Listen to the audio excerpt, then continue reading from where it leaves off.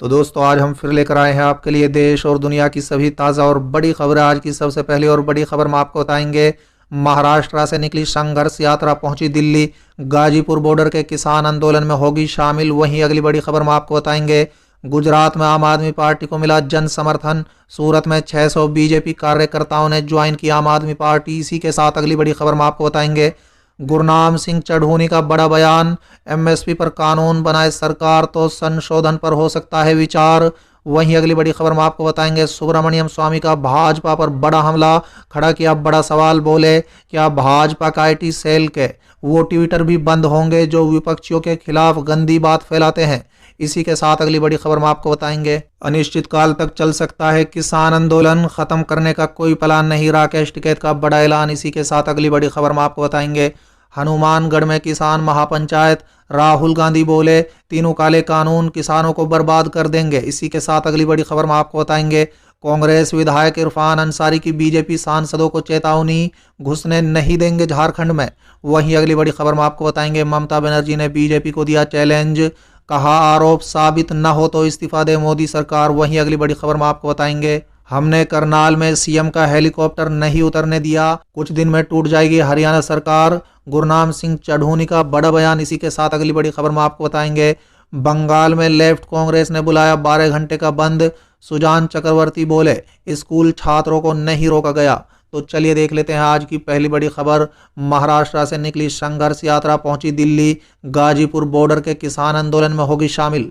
दोस्तों दरअसल दिल्ली के बॉर्डर पर चल रहे किसान आंदोलन को समर्थन करने के लिए all India youth federation of India student federation Maharashtra के द्वारा महाराष्ट्र के किसानों के बच्चों की संघर्ष यात्रा कल दोपहर दिल्ली के गाजीपुर बॉर्डर पर पहुंची। दोस्तों बता दें ये संघर्ष यात्रा मुंबई से शुरू होकर दिल्ली आई है। दोपहर 12 बजे ऑल इंडिया यूथ फेडरेशन के संयोजक गिरीश फेंडे ये संघर्ष यात्रा महाराष्ट्र से दिल्ली तक आई है। दोस्तों बता दें महाराष्ट्र के अलग अलग हिस्सों में किसानों की समस्या राष्ट्र मंच तक लाने के लिए किसानों के बच्चों द्वारा ये यात्रा निकाली गई है। दोस्तों बता दें इतनी दूर का सफर 2 फरवरी को महाराष्ट्र के कोल्हापुर से शुरू हुई। अलग अलग जिलों से ये सभी मुंबई में इकट्ठा हुए, जहां से बस के माध्यम से मध्य प्रदेश राजस्थान होते हुए कल ये यात्रा सिंगू बॉर्डर पर पहुंची।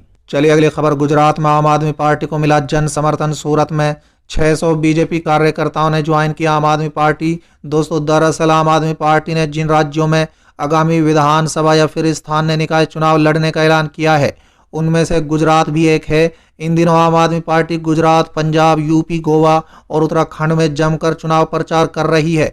दोस्तों बता दें इसी बीच गुजरात में पार्टी को अच्छा जन समर्थन मिल रहा है। इसका अंदाजा इसी बात से लगाया जा सकता है कि गुरुवार को सूरत में बीजेपी के 600 कार्यकर्ताओं ने आम आदमी पार्टी का दामन थाम लिया है। आपको बता दें कि आम आदमी पार्टी यहां पर स्थानीय निकाय चुनाव की तैयारी कर रही है। हालांकि पार्टी ने विधानसभा चुनाव भी लड़ने का ऐलान किया है। दोस्तों बता दें आम आदमी पार्टी ने सूरत में सार्वजनिक रैलियों को संबोधित करना शुरू कर दिया है। इन रैलियों में पार्टी के लोगों का सहयोग मिल रहा है। दोस्तों बता दें गुरुवार को सूरत के पासोदड़ा इलाके में बीजेपी पेज के अध्यक्षों सहित लगभग 600 कार्यकर्ताओं ने आम आदमी पार्टी ज्वाइन कर ली है। साथ ही इन लोगों ने भाजपा अध्यक्ष के कार्ड को आम आदमी पार्टी के कार्यकर्ताओं ने पैरों तले कुचल दिया है। दोस्तों बता दें पेज के अध्यक्षों ने पार्टी के खिलाफ नाराजगी व्यक्त करते हुए अपने कार्ड सड़क पर फेंक दिए।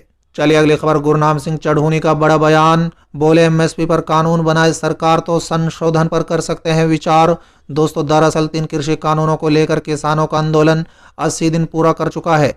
दोस्तों बता दें वहीं इसी बीच हरियाणा के किसान नेता गुरनाम सिंह चढ़ूनी ने बड़ा बयान दिया है। दोस्तों बता दें चढ़ूनी ने कहा है कि अगर सरकार एमएसपी पर कानून बनाए तो संशोधन पर हो सकता है विचार। उन्होंने कहा है कि कृषि कानून देश हित में नहीं है, किसान लोकतांत्रिक तरीके से अपनी आवाज़ बुलंद कर रहे हैं। दोस्तों बता दें कि चढ़ूनी ने कहा है कि कई बार किसानों का भाईचारा तोड़ने की कोशिश की गई है पर यह अब पहले से ज़्यादा मजबूत हुआ है। सरकार जितनी देर कर रही है उतना ही किसान आंदोलन पूरे देश में फैल रहा है।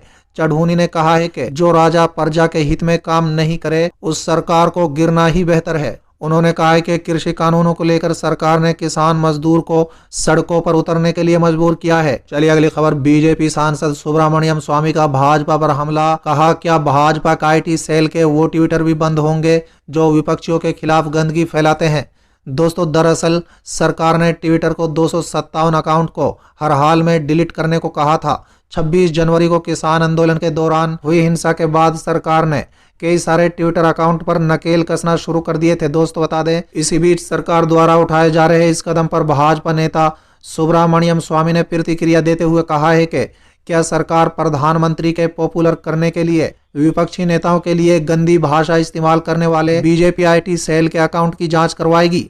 भाजपा नेता और राज्यसभा सांसद सुब्रमण्यम स्वामी ने ट्वीट करते हुए लिखा है कि क्या सरकार ट्विटर पर मौजूदा आपत्तिजनक सामग्री से निपटने के साथ ही प्रधानमंत्री मोदी की लोकप्रियता के लिए विपक्षियों के खिलाफ गंदी भाषा का इस्तेमाल करने के लिए भाजपा IT सेल और PMO के प्रयासों की जांच करेगी। दोस्तों आपको बता दें कि भारत सरकार ने ट्विटर से 257 अकाउंट पर रोक लगाने के लिए कहा है। चलिए अगली खबर, अनिश्चित काल तक चल सकता है किसान आंदोलन, खत्म करने का कोई प्लान नहीं, राकेश टिकैत का बड़ा ऐलान। दोस्तों दरअसल संयुक्त किसान मोर्चा के नेता गुरनाम सिंह ने कहा था कि किसान आंदोलन अक्टूबर तक जारी रहेगा।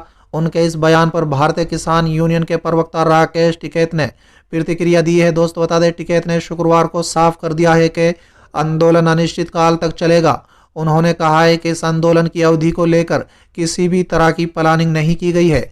दिल्ली की सीमाओं पर प्रदर्शन करते हुए किसानों को 80 दिन हो चुके हैं। दोस्तों बता दें, समाचार एजेंसी ANI से बातचीत में राकेश टिकैत ने कहा है कि किसान आंदोलन अनिश्चित काल तक चलेगा क्योंकि फिलहाल कोई प्लान नहीं है, ये अक्टूबर तक जारी रह सकता है। हालांकि टिकैत ने इससे पहले किसानों को चेताया था कि जब तक सरकार 3 नए कृषि कानूनों को वापस नहीं ले लेती तब तक आंदोलन खत्म नहीं होगा। उन्होंने संभावना जताई थी कि आंदोलन अक्टूबर तक चल सकता है। चलिए अगली खबर, हनुमानगढ़ में किसान महापंचायत, राहुल गांधी बोले तीनों काले कानून किसानों को बर्बाद कर देंगे। दोस्तों दरअसल राजस्थान के हनुमानगढ़ में किसान महापंचायत को संबोधित करते हुए कांग्रेस नेता राहुल गांधी ने कहा है कि कांग्रेस पार्टी की कोशिश रही है कि खेती की व्यवस्था को हम कभी किसी एक व्यक्ति के हाथ में न जाने दें। ये हमारा लक्ष्य रहा है कि ये धंधा हिंदुस्तान के 40% लोगों का धंधा ही रहे। चलिए अगली खबर, कांग्रेस विधायक इरफान अंसारी की बीजेपी सांसदों को चेतावनी, बोले घुसने नहीं देंगे झारखंड में। दोस्तों दरअसल अपनी बातों से अक्सर विवादों में रहने वाले प्रदेश कांग्रेस के कार्यकारी अध्यक्ष सह जमातड़ा के विधायक डॉक्टर इरफान अंसारी ने झारखंड से भाजपा के सभी सांसदों को निशाने पर लिया है। दोस्तों बता दें, उन्होंने कहा है कि अगर भाजपा के 12 सांसदों ने लोकसभा में सरना धर्म कोड बिल का समर्थन नहीं किया तो उन्हें झारखंड में घुसने नहीं देंगे। दोस्तों बता दें कि झारखंड के लोगों ने उन्हें बहुत उम्मीद से जनप्रतिनिधि बनाया है ताकि वो उनकी आवाज संसद में उठाएं। दोस्तों बता दें, राज्य सरकार ने विधानसभा से सरना धर्म कोड लागू करने के लिए प्रस्ताव को पारित कर लोकसभा भेजा है। आगे उन्होंने कहा है कि अब उनका ये कर्तव्य बनता है कि झारखंडियों के हित के लिए सोचे। सरना धर्म कोड आदिवासियों की पहचान है और राज्य के जल जंगल जमीन पर उनका अधिकार है। इसकी लड़ाई ये लोग लंबे समय से लड़ते आ रहे हैं। सरना धर्म कोड आदिवासियों के स्वाभिमान से जुड़ा है।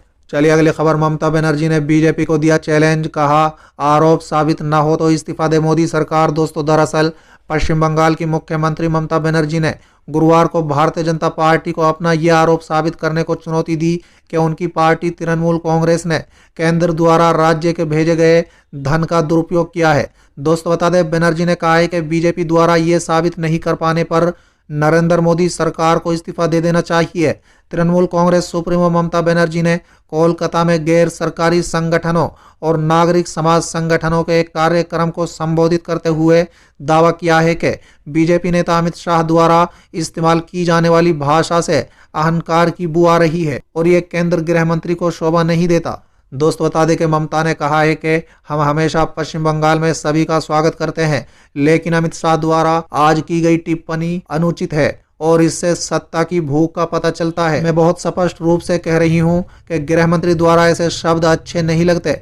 दोस्तों बता दें, टीएमसी चीफ ने कहा है कि वो एक भी ऐसा शब्द नहीं बोलेंगी जो अशोभनीय हो। उन्होंने कहा है कि सभी राजनीतिक दलों को गरिमा बनाए रखनी चाहिए।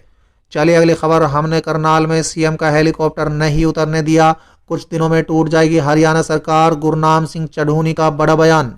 दोस्तों दरअसल कृषि कानून के विरोध में प्रदेश भर में जारी किसान आंदोलन के तहत बुधवार को यमुनानगर में टूल प्लाजा पर पहुंचे भाजपा प्रदेश अध्यक्ष गुरनाम सिंह चढ़ूनी ने किसानों को संबोधित किया। उन्होंने किसानों में जोश भरते हुए कहा है कि कुछ दिन में हरियाणा सरकार टूट जाएगी। किसान यूनियन लड़ाई लड़ रही है, जिसके पास पोल है वो जरूर पोल खोले। ये आंदोलन वास्तव में धर्म युद्ध है। दोस्तों बता दो, उन्होंने कहा है कि पूरे देश का भोजन चंद लोगों के गोदाम में बंद नहीं होने देंगे। प्रधानमंत्री से झूठा न कोई था और न कोई होगा। उन्होंने कहा है कि बीजेपी नेता कहीं भी रैली करें तो उनके पीछे पड़ जाना। दोस्तों साथ ही उन्होंने कहा है कि मुख्यमंत्री ने कहा था 700 पंचायत करेंगे, हमने करनाल में हेलीकॉप्टर भी उतरने नहीं दिया।